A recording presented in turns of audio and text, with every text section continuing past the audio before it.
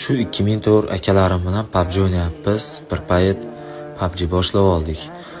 Bittasini akkauntiga hayron qoldim to'g'risi. 76 level bo'lib turib o'ynashni bilmaydi. O'ta qiyin, juda ham qiynalib o'ynayapti. Bir payt bootcamp o'ynayapmiz. Men o'lib ketdim. Yana bitta sherigimiz o'lib ketdi. 2 kishi tirik qoldi komandamizdan. Bittasi ikkinchisiga gapiryapti. O'q ber, menga o'q kerak, yumpini o'q kerak desa, haligi yana bitta sherigi borib turib, oranjga o'q tashlab beryapti. Oranjga o'q tashlab beryapti. Menga bu kerak emas bu o'q, menga ko'k o'q ber, yumpiga tushadigan o'q ber desa, uje otishgani ketgan, o'lib ketdi. Komanda minus bo'lib ketdi, uni o'qi yo'q bo'lib minusga kirib ketdi. Akorochi padborda gaplashib turibmiz.